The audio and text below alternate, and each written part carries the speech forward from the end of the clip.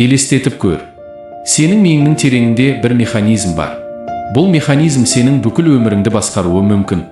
Бірақ ең қызығы, көптеген адамдар осы механизмнің бар екенін білмей, бүкіл өмірін өткізеді. Олар мүмкіндіктің дәл көз алдында тұрғанын байқамайды. Өмірге тапшылық көзқарасымен қарап, басқаша өмір сүруге болатынын сезбейді. Бұл механизм адамның ойлау әдеті, сенімдер жиынтығы және дүниені қабылдау тәсілі. Біз бұл механизммен туылмаймыз. Ол уақыт өте қалыптасады. Ал егер осы механизм жылдар бойы бір нәрсені қайта-қайта қайталаса, ол сенің менталитетіңе айналады. Менталитет қайдан қалыптасады?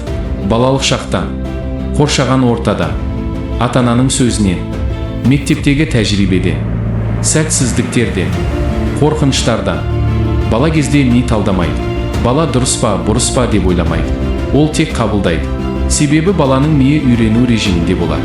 Егер бала қайта-қайта мынаны естісе, ақша табу қиын, бізге ондай болмайды, сенен ештеңе шықпайды, ми соны шындық деп қабылдайды.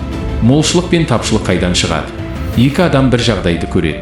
Біреуі мүмкіндікті көреді, екіншісі қауіпті көреді. Неге? Өйткені олардың миындағы бағдарлама әртүрлі.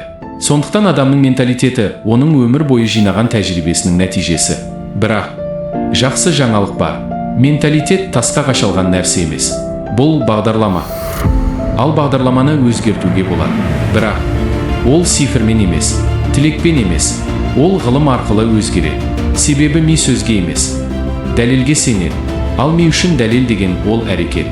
Бір рет емес, бір күн емес, қайта-қайта қайталанған әрекет. Есіңде болсын. Сенің өмірің кездейсоқ емес. Ол сенің ойларыңның нәтижесі. Егер сен бүгін ойыңды өзгертсең, ертең өмірің өзгере бастайды. Неге кей адамдар жылдар бойы бір орында қалып қояды? Неге адам өзгергісі келсе де өзгермейді?